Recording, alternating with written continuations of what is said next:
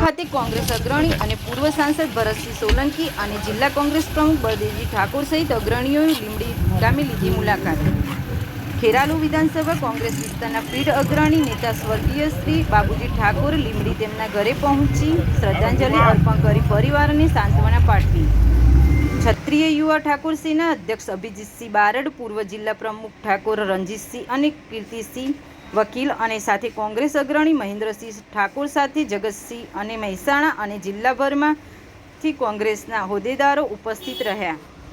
પ્રદેશ કોંગ્રેસ મહામંત્રી મુકેશભાઈ દેસાઈ અને ખેરાલુ તાલુકા કોંગ્રેસ સમિતિ પ્રમુખ જુઝારસિંહ ચંદાજી પરમાર અને વડનગર તાલુકા કોંગ્રેસ સમિતિ ડોક્ટર જયસિંહ ઠાકોર અને મહેસાણા જિલ્લા કોંગ્રેસ ઉપપ્રમુખ રણજીતસિંહ પરમાર સહિત જમિયત ખાન પઠાણ, લુણવા અને ડભાડના જાગીરદાર તુવરખાનજી અને કનુસિંહ પરમાર, નંદ્યાલી અને નૂરભાઈ મોમીન સહિત ગાયકવાડે, પૂર્વ સાંસદ ભરતસિંહ સોલંકી સહિત મહેમાનોને હાઈવે પર સૌને આવકાર્યા હતા।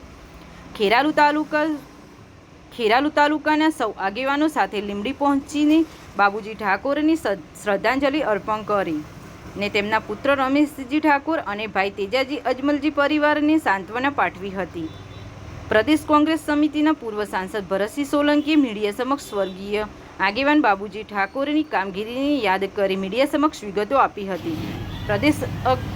પ્રદેશ અધ્યક્ષ અભિજીતસિંહ બારડે પણ ઠાકોર સમાજના ઘરેણા સમાન બાબુજીની કામગીરી યાદ કરી મીડિયા સમક્ષ વિગતો આપી હતી। વધુ સમાચારો અને અપડેટ્સ માટે જોતા રહો online TV news. Renuka Thakor સાથે સુરેશ ઠાકોર અને ફારૂક મેમણ, ખેરાલુ।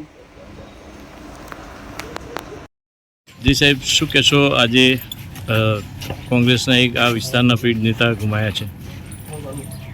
બાબુજીભાઈ અમારા સૌના માટે બહુ જ નજીકના સ્વજન, સેવાભાવી, ખૂબ સાલસ સ્વભાવના અને સૌથી બધાને ભાવતા એવા વ્યક્તિ હતા અને એમના જવાથી એક બહુ જ મોટી ખોટ સમાજને, લોકોને, આ વિસ્તારને જ નહીં પણ સૌ એવું અનુભવી રહ્યા છીએ કે એમણે પોતાનો એક નજીકનો ખૂબ સ્વજન ગુમાવ્યો છે।